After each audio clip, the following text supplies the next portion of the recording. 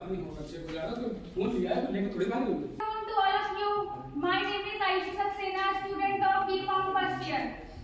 Today is 26 January. We are celebrating 74th Republic Day. First of all, I wish you all a very happy Republic Day. In this occasion, I would like to say a few words in front of you. जो भरा नहीं है भावों से, जो भरा नहीं है भावों से, बहती जिसमें रसधार नहीं, जो भरा नहीं है भावों से, बहती जिसमें रसधार नहीं, वह हृदय नहीं, वह पत्थर है जिसमें देश का प्यार नहीं, प्यार नहीं। दे सलामी इस तिरंगा को जिसमें तेरी शान है, दे सलामी इस तिरंगा को जिसमें तेरी शान है, सर हमेशा ऊंचा रखना इसका जब तक दिल में जान है। Thank you. जय हिंद, जय भारत। यहाँ सच को दबाया जा रहा है, यहाँ सच को दबाया जा रहा है, जो झूठा है उगाया जा रहा है। मुहाफिज बन गए जालिम यहाँ के, मुहाफिज बन गए जालिम यहाँ के, जिसे देखो सताया जा रहा है, जिसे देखो सताया जा रहा है। इसी के साथ मैं परमजीत और अंबुश को बुलाता हूँ।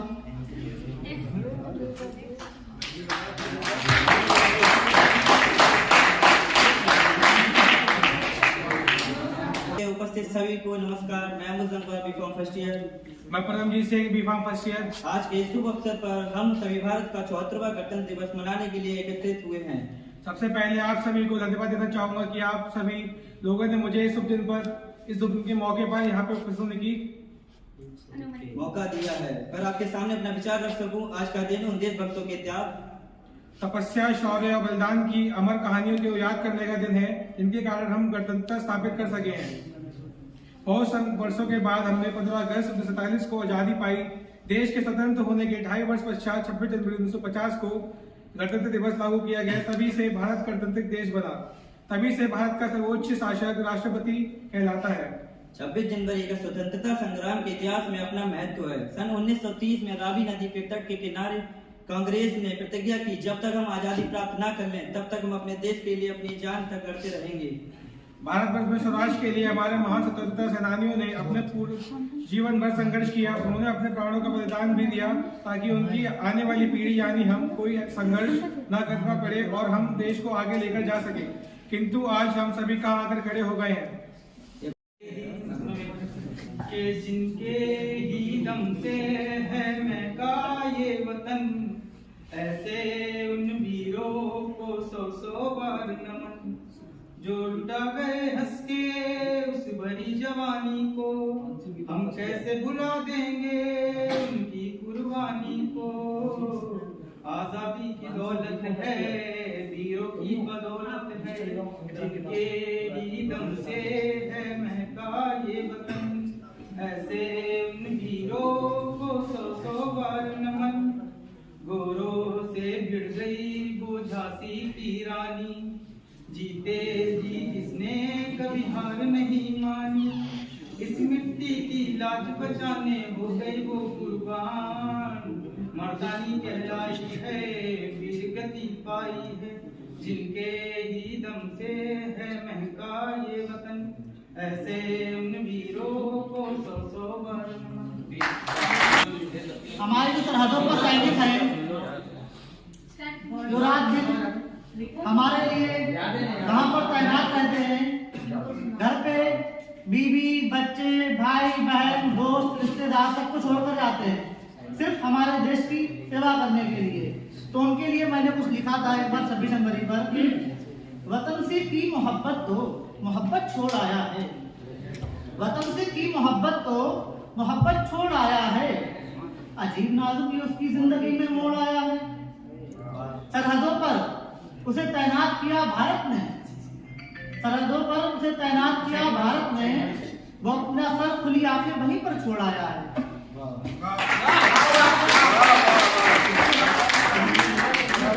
के बाद अगले परफॉर्मर है रफीक सर फॉर स्पीच।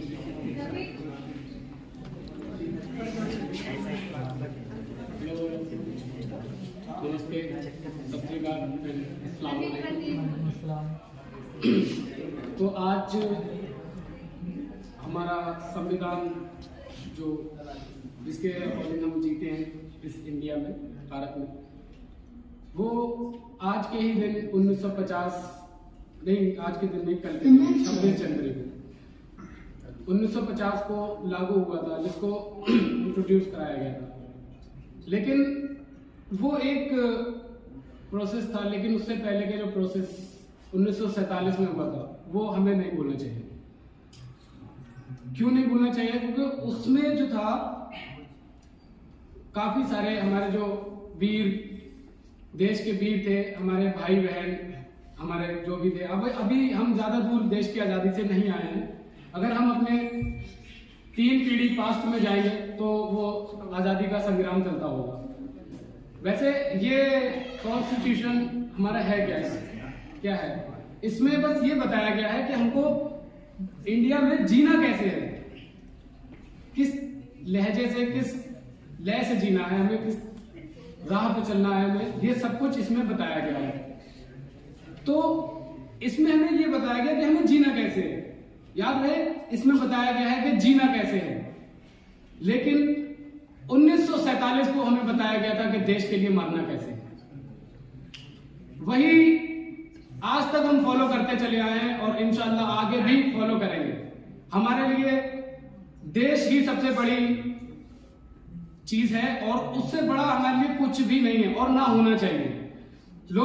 कुछ लोग हमारे इंडिया में ऐसे हैं, भारत में हमारे, कि उनके लबों पे तो दावाए वफा होगा, लेकिन वो असल में हमारे इंडिया के वफादार नहीं है। हम कितनी भी परफेक्ट चीज इजाद कर लें, कितनी भी परफेक्ट चीज को बना लें, लेकिन उसमें कुछ ना कुछ इम्प्योरिटी रह जाती है। यही देश की हमारे इतिहास रहा है आज तक का, कि हमने बेहतर से बेहतरीन बनाने की कोशिश की है, लेकिन काफी सारा इसमें अभी ऐसे लोग भी हैं जो आज कभी किसी को बायकॉट करते हैं तो कभी किसी को बायकॉट करते हैं। सॉरी, बट मैं पठान से रिलेटेड कोई भी बात नहीं कह रहा हूं, लेकिन ऐसा है कि वो कभी किसी को बायकॉट करते हैं, कभी किसी को बायकॉट करते हैं। क्या 1947 में किसी ने किसी को बायकॉट किया था? हिंदू ने मुसलमान को, सिख ने ईसाई को, किसी ने किसी को बायकॉट किया था? अगर उस दिन बायकॉट किया होता, हम आज यहां पर शांति से नहीं बैठे होते। हम आज यहां पर शांति से बैठे हैं क्योंकि वो लोग एक साथ थे। हम आज यहां पर जी रहे हैं क्योंकि वो लोग एक साथ थे। हमारा कॉन्स्टिट्यूशन बना, उसके बाद लागू हुआ, हम उसके हिसाब से चल रहे हैं, लेकिन क्या हम उसके हिसाब से चल रहे हैं? हमें सोचना चाहिए इस बारे में कि हम किस हिसाब से चल रहे हैं। क्या अगर वो लोग जिन्होंने अपनी जानों की आहुति दे दी, क्या वो आज आपको देखेंगे कि आपके लिए वो गर्व करेंगे कि हमने देश आजाद किया, इनके लिए किया? क्या कहेंगे वो लोग आपको देख के? यही कि आपके अंदर मैनर्स नहीं है, आपके अंदर बड़े छोटे का लिहाज नहीं है, संस्कार जिसे बोलते है किसी में? नहीं है ना। मुझे इस देश से बहुत प्यार है, बहुत प्यार, लेकिन सिर्फ दिखाने वाला नहीं। दिखाने वाला प्यार और होता है, जताने वाला प्यार और होता है, और जो नहीं जताता है, मैं कहता हूं सच्चे सबसे बड़ा देशभक्त होता है। क्या देशभक्ति सिर्फ रोडों पे निकलकर प्रोटेस्ट करना है? क्या पाकिस्तान को गाली देना ही देशभक्ति है? क्या चाइना को गाली देना ही देशभक्ति है? क्या हम शांति से देशभक्त नहीं हो सकते? क्यों नहीं हो सकते हम शांति से देशभक्त? हम देशभक्त हैं। हमारे सीने अगर चीर के देखे जाए तो जरूरी नहीं उनमें भारत लिखा ही हो, जरूरी नहीं उनमें भारत लिखा हो। तो अगर भारत नहीं लिखा है तो क्या हम देशभक्त नहीं? आज लोग हमें किसी भी नजर से देख रहे हैं तो क्या हम देशभक्ति छोड़ दें? हम वही बात है कि एक सोल्जर ये नहीं पूछता है कि देश ने मेरे लिए क्या किया है, एक सोल्जर ये पूछता है कि मैं देश के लिए क्या कर सकता हूं। तो मैं देश के लिए जो कर सकता हूं वो मैं करूंगा। तुम मेरे बारे में क्या सोचते हो, मुझे इससे क्या मतलब है? तुम मेरे बारे में सोचो मैं मर गया हूं, लेकिन मैं तो जिंदा खड़ा हूं, तो मैं मर जाऊं? नहीं मर सकता ना। तुम क्या सोचते हो मुझे नहीं पता है इसके बारे में, लेकिन मैं एक सच्चा देशभक्त हूं। मैं इसीलिए बताना चाहता हूं कि आज इस गणतंत्र दिवस के मौके पे मैं आप सबको बताना चाहता हूं कि प्लीज कृपया करके आप ऐसी जो आजकल जो सोशल मीडिया है ना, वो सबसे बड़ा फितना है तो सोशल मीडिया है। अगर सोशल मीडिया ने ही हमारे आपस में जो है बीच में जो है सोशल डिस्टेंस क्रिएट किया है। कैसे? क्योंकि उसके थ्रू ही पता चला है कि हम हिंदू हैं और मुसलमान हैं। हमें पहले से हमारे माँ बापों ने बताया था कि हम हिंदुस्तानी हैं, ना कि हिंदू हैं और मुसलमान हैं। आज हम विभाज्य हो गए हैं, सेपरेट हो गए हैं हम लोग। क्यों? क्योंकि हम सोशल मीडिया का यूज करते हैं, उस पर जो भी बात आती है मनगढ़ंत उसे हम सच मानते हैं, बस इसीलिए। और सोशल मीडिया क्या है? सोशल मीडिया बस एक आंखों पे बंधी हुई काली पट्टी है और उसने आपका हाथ पकड़ लिया है। वो जिस राह में आपको ले जाती है आप जाते हैं। कोई किसी भ्रम में जी रहा है, कोई किसी भ्रम में जी रहा है। फिलहाल तो मेरा ये मुद्दा नहीं है। मैं आप सबको यही आश्वासन देता हूं कि आप सब प्लीज, आप सब जो है ऐसी कोई भी न्यूज पे रिएक्ट ना करें, अपने देश को बर्बाद ना करें। उस पे रिएक्ट करना अपने देश को बर्बाद करना है। क्या? देखिए, मैं एक मुसलमान हूं, लेकिन मेरे अराउंड जितने भी मेरे दोस्त हैं वो सारे की सारे लगभग हिंदू हैं, लेकिन मुझे वो बहुत अच्छे लगते हैं। प्लीज आप में से कोई भी इस बात को जो है गलत वे में ना ले जाए, इसे समझिए। पहले मुझे जो है हिंदू पसंद नहीं है, लेकिन मुझे मेरे दोस्त पसंद है। तो मैं कैसे हिंदू पसंद नहीं है? मुझे क्यों नहीं पसंद है? मुझे अगर मुझे दोस्त पसंद है तो वो क्यों नहीं पसंद है मुझे? अगर मेरे दोस्त सही है तो बाकी सब क्यों गलत है? मैं अपने आपस के संग वालों के संग में रह रहा हूं, वो सही है। मैं कहता हूं हाँ तू सही है, ठीक है, वो सही है, लेकिन बाकी के उन्होंने क्या कर रखा है? तुम्हारे कीट के गन्ने काट लिए, कुछ करा है उन्होंने? तुम्हारा नहीं करा है ना। तो यही पीस बना के रखना है हम लोगों को आपस में। और ये प्लीज ये लोग आप छोड़ दें कि ये जो करते हैं ना कि ये मुसलमान है या ये हिंदू है। खैर यहाँ पर तो माशाल्लाह से काफी सारे एकता से रहते हैं, बट फिर भी मैं बताना चाहता हूं, अगर आपके दिल में ऐसा कोई भी भ्रम है तो प्लीज निकाल दीजिए उसको। और अगर मुझसे मैम सर अगर मुझसे कोई भी बोलने में गलती हुई हो, प्लीज तहे दिल से आपको सॉरी बोलता हूं मैम। और बस मैं यहीं पे अपना जो है स्पीच को खत्म करता हूं और बस जय हिंद, जय भारत।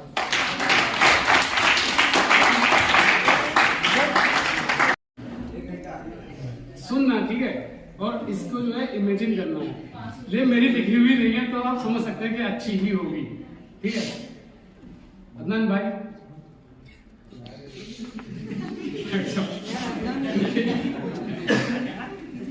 माशाल्लाह बहुत सारी शायरी सुनी है तुम्हारी, बहुत सारी।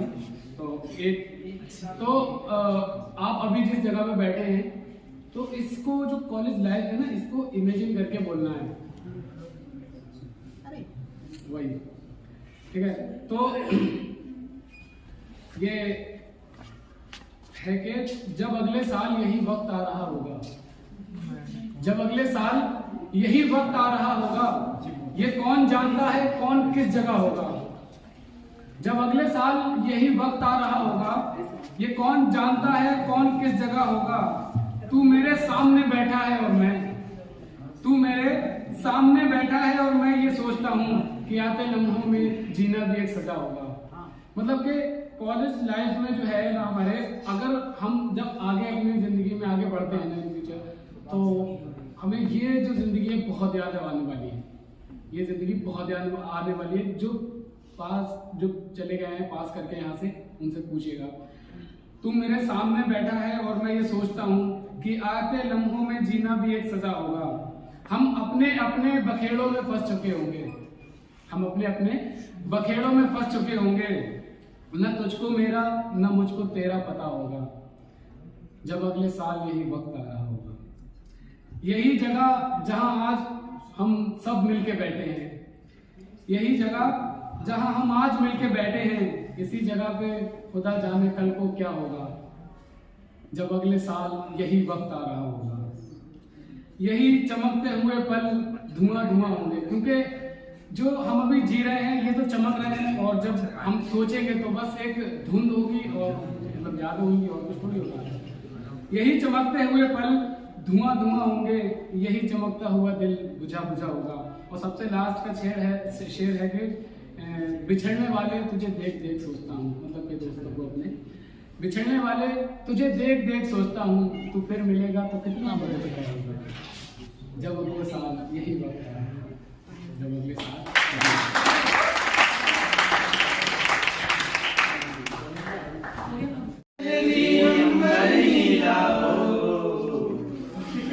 सुनहरी अंबर नीला, हर मौसम रंगीला, ऐसा देश है मेरा हो, ऐसा देश है मेरा, ऐसा देश है मेरा, हाँ, ऐसा देश है मेरा।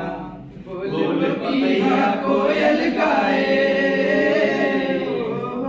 बोल पपैया कोयल गाए, सावन गिर गिर आए, ऐसा देश है मेरा ओ, ऐसा देश है मेरा, ऐसा देश है मेरा, हाँ, ऐसा देश है मेरा। गेहूं के खेतों में कंघी जो करे हवाएं, रंग बिरंगी कितनी चुनरिया उड़ उड़ जाए, पनघट पर पनहारन जब गगरी भरने आए, मधुर मधुर गानों में कहीं बंसी कोई बजाए, सुन लो कदम कदम पे है मिल जानी, ओ कदम कदम पे है मिल जानी कोई प्रेम कहानी, ऐसा देश है मेरा ओ, ऐसा देश है मेरा, ऐसा देश है मेरा, हाँ, ऐसा देश है मेरा। बाप के कंधे चढ़ के जहाँ बच्चे देखे मेले, मेलों में लटके से कुल के चाचा केले, कहीं मिलती मीठी गोली, कहीं चूरन की है पुड़िया, भोले भोले बच्चे हैं जैसे गुड्डे और गुड़िया, और इनको रोज सुनाए दादी नानी, रोज सुनाए दादी नानी एक परियों की कहानी, ऐसा देश है मेरा ओ, ऐसा देश है मेरा, ऐसा देश है मेरा, हाँ, ऐसा देश है मेरा। मेरे देश में मेहमानों को भगवान कहा जाता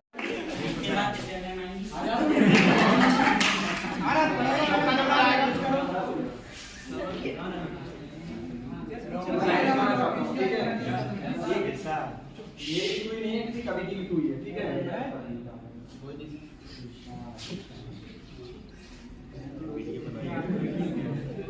वीडियो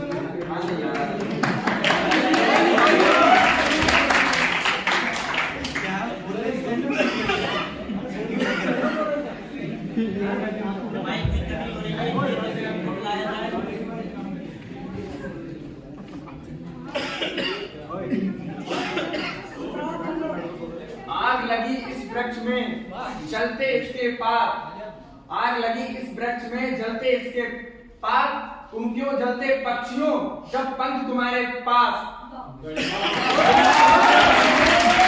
तुम्हारे पास। फल खाए इस वृक्ष के बीच लथड़े पार, फल खाए इस वृक्ष के बीच लथड़े पार, और यही हमारा धर्म है, जले इसी के साथ।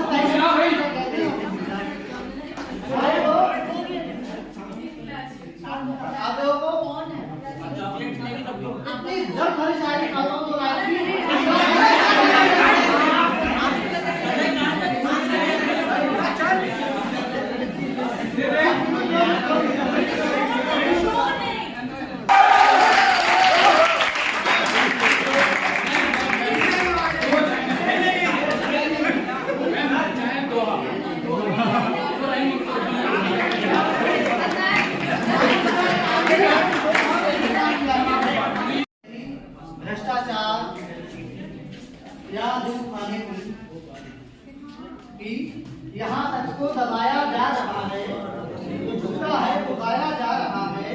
मुहाफिज कहते हैं कुरान की, वो चाहे धर्म का हो, जिले का हो, शहर का हो या कंट्री का। मुहाफिज बन गए, जिसे देखो सताया जा रहा है, सिखाया जिसने हंसना दूसरों को, उसी का दिल दुखाया जा रहा है, उसी का दिल दुखाया जा रहा है।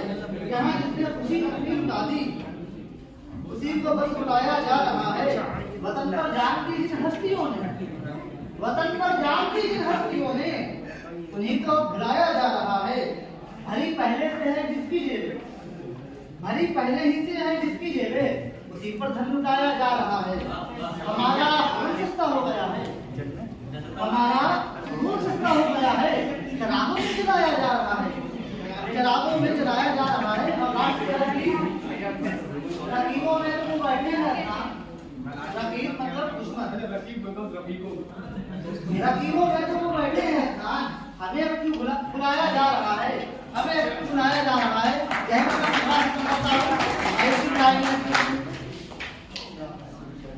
With this talking the program forward, we call our next performer. A big hand for Amanpreet Kaur. Please come on the stage.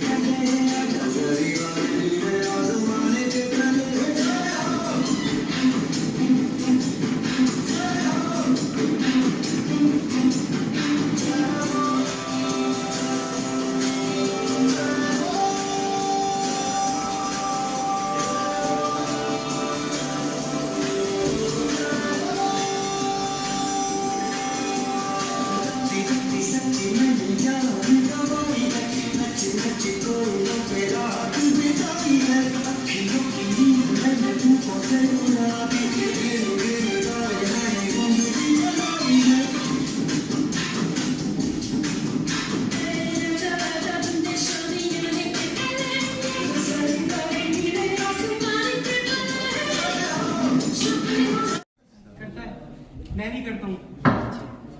मेरे भैया भी फौज में और मैं भी फौज में जाना चाहता था, लेकिन कुछ रीजनों के कारण मैं नहीं जा पाया। लेकिन मुझे वर्दी से पहले भी प्यार था, आज भी प्यार है और हमेशा रहेगा। तो इसीलिए मैं कुछ डायलॉग है वो बोलना चाहूंगा। अच्छे लगे तो तालियों की गड़गड़ाहट से उसे सम्मान दे, ठीक है।